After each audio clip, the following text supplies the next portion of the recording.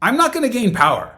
I'm not going to be able to throw specials. Like, how am I going to defeat Sauron? Also, a little concerned about the shock damage. Now, hey, welcome back to the channel. All right, as you know, I'm still traveling with my family, but I said if something cool, interesting, unique, something we can learn from happens in war videos, I will do everything I can to get one out. And we've had 3 wars, and there's going to be 3 videos.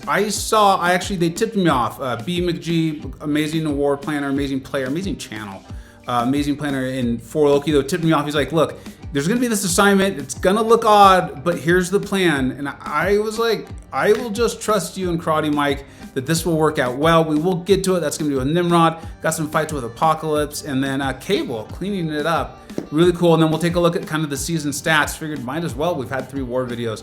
Let's check this out. So we are 2-0 here, going up against PBT. Really good alliance. Usually when we fight them, super really low deaths. So we got this invigorated and this healing and blah, blah, blah, blah, blah. But the big things to keep in mind here is I've got a rank 3 Apocalypse. You can see I'm going to use the advanced power boost.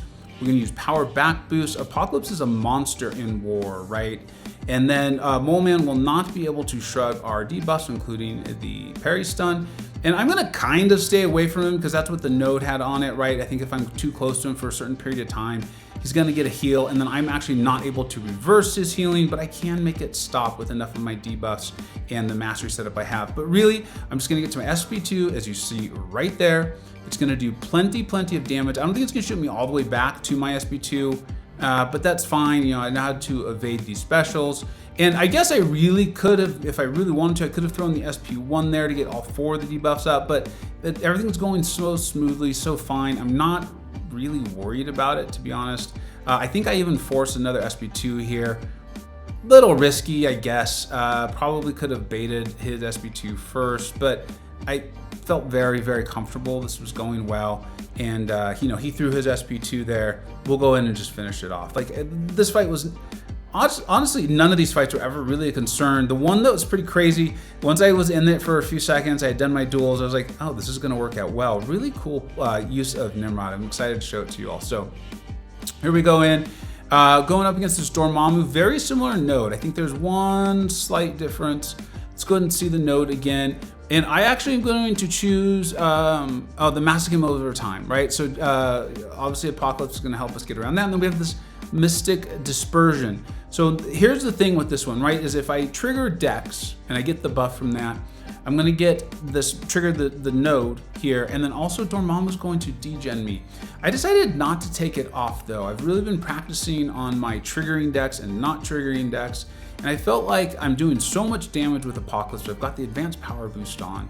I think I can do this just fine, and I've really been practicing it. Dormammu's been in the game forever. In fact, I remember a video of Legacy. I'm pretty positive he soloed against a Dormammu boss with his blade, and the whole thing was like, don't trigger Dex. I mean, this is going back years. Anyway, so there we go, and then you can see me throw that special. I'm gonna back up here just to, in case he came in, so I could parry him more easily. Having a little space does help me parry. He threw a special because I left myself open. I was trying to just kind of rely on some reflexes there. So that really just worked out perfectly. At this point, I'm like, what's the saying? Easy game, easy life. I believe Seaton coined that one for us. And then I'm just not dexing any of these specials. Really felt good about it. I got to keep my advanced power boost. I had all these boosts on, and I was really pleased with not triggering Dex there at all. I do think that's a skill to work on. It's not going to be the same against every defender, but against Dormammu, there's always that kind of value to it, so that you're not triggering dexterity against him in that degen. All right, now this was the fight. This is the fight, because look, we've got this EMP modification, we've got Bubble Shield, and then we're gonna have Burden of Might. Burden of Might was the one that just put it over the edge for me, because I'm like, I'm not gonna gain power.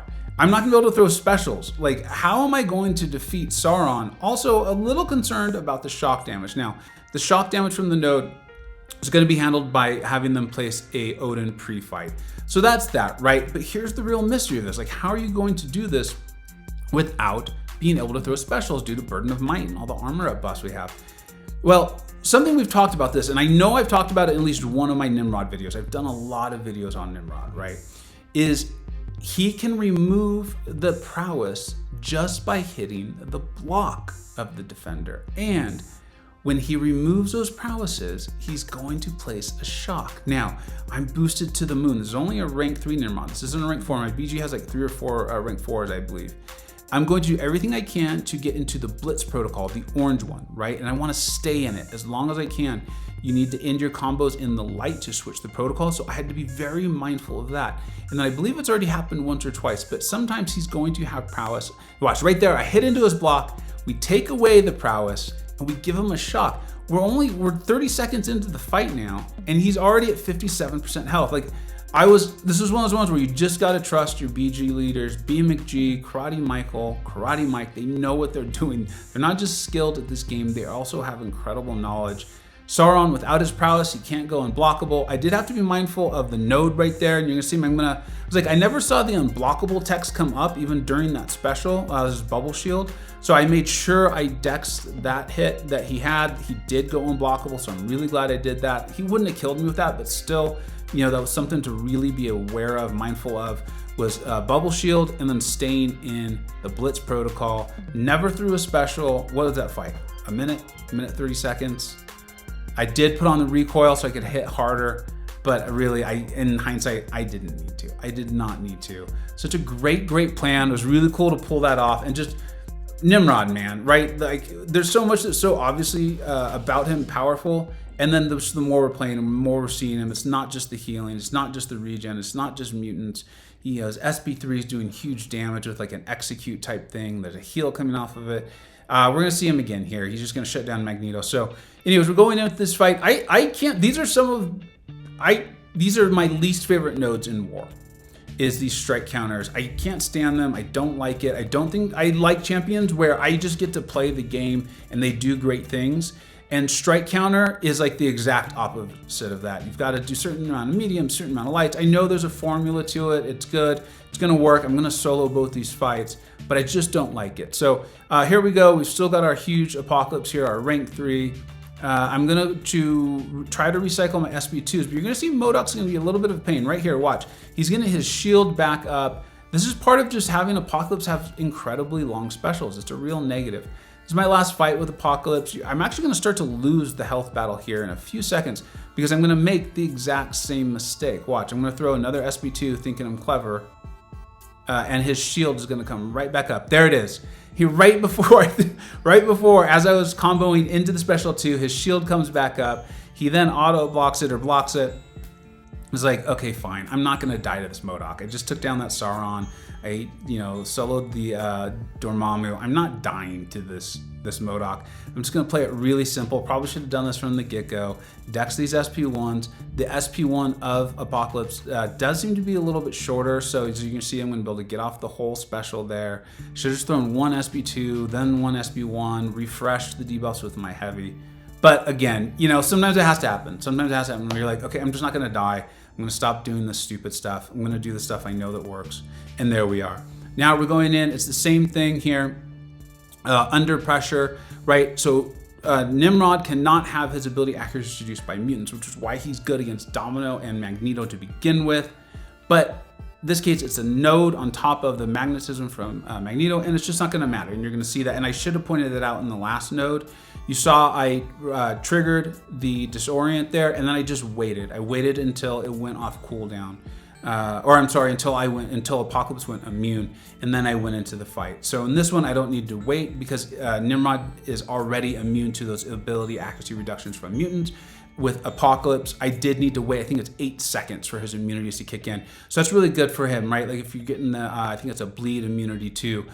Trigger that first bleed, then wait. Don't trigger like 2 or 3 because you will take damage to them while that immunity is building up. So here we go. We're going in. In the last war, I think I threw a special without having all of my protocol charges, and I think I avoided doing it in this one. I actually remember I got a little confused for some reason. I've played Nimrod so much, but I got a little confused. You're gonna see me get a little, like right here. I guess it was earlier. I don't know. Sometimes I don't know what I'm talking about. Through the special 2, and Magneto's down. That was probably the easiest fight of my war. Maybe this next one's gonna be. Unfortunately, we had a little death here. Oh yeah, I remember this. So I've been lucky. I've not had one of the connection disconnects in War yet. Those are always so frustrating. So frustrating. but I haven't had one. We had a little death here. Cap Sam can be a pain with that auto block of his. He's a good defender. So this is a really interesting interaction, though. They decided to change up the plans. I horseman my Cable. I was supposed to horseman, I think, an Archangel for Karate Mike later in the war. But they decided we wanted to get this node down, not use any more items on it. So I horseman Cable here. Now watch this. This means he's going to be 100% bleed resistant. Cap has those, Sam Cap has those armor ups, which means the node is going to place the bleed on me. But when you bleed Cable, you place degens. So not only are we going to get the degens from the heavy, but watch this. Every time we get a bleed, so let's get one here. We got to wait for him to get his armor up. Look at the damage from Cable already, though, right? Like, we've been talking about Cable for a long time, but now we've got the bleeds, and look at the degens coming up. I believe Blaze, MP Blaze, did this actual fight, the whole thing, last season or 2 seasons ago. I remember seeing it and him just talking about how many degens, but there you go. So in the Wave 4 Loki counts fights, that's going to count as a fight for me, so I included it here. It's included in my stats. It's just the way 4 Loki does things. We did come up on the winning side of this. Neither alliance really played their best. I've played against PvT before. I've been with 4 Loki when we play our best. Neither alliance did. Fortunately for us, it came at the same time. We came away with the win. And the MVPs, you know these names: Karate Mike, PWF, Mad Cat. Again, some of the best players in the game. I love being a 4 Loki because they're actually like great people too, so willing to teach and talk and have fun. Amazing planners as well. So the season is off to a great start. Let's go ahead and take a look at the season stats. All right, and then as I always say, the most important stat for me is 4 Loki's win-loss. We are 3-0, well on our way to securing Masters. That's always the goal. And I don't know how many wins we're gonna need, but 6 usually will get it done. So let's keep going though. We're off to a great start. Really pumped up with that.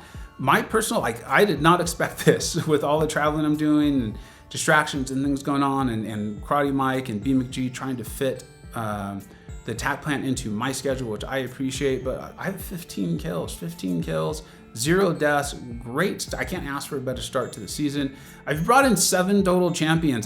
This ends up happening with me just because I do have a larger roster. I've got so many good war attackers. But there we go. Nimrod, Apoc, and Miguel, I think all have 3 fights apiece. Cable and Shang-Chi each have 1. That Shang-Chi one was so impressive last war. Wow. He is an amazing champion. Hulkling, who you know I love. Save for Hulkling. Omega Sentinel, Scorpion, they're getting all the love. Hulkling is just as good in my opinion, if not better. Depends on how the game develops. And then Doom coming in there with a few fights themselves. No defender kills, still placing good defense there. Rank 4 Bishop on defense, no kills yet. So I'm having a blast, I'm having a lot of fun. Like I said, I will continue to get videos out if something cool, unique, something we can learn from happens.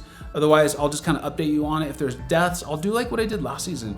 I'll bring in some experts, have them talk it over so we can all learn from it. I hope your war scene is going really, really well. I happen to know there are a lot of disconnect deaths and gameplay input issues affecting my line, so I'm sure it's affecting yours too. And I'm sorry that it's happening. It is incredibly, incredibly frustrating, but I hope for the most part, your seasons are going smoothly. Thank you so much for watching. I hope you either learned something, were entertained, or even better, a little bit of both. Don't forget to like, subscribe. Thanks so much for watching. Take care.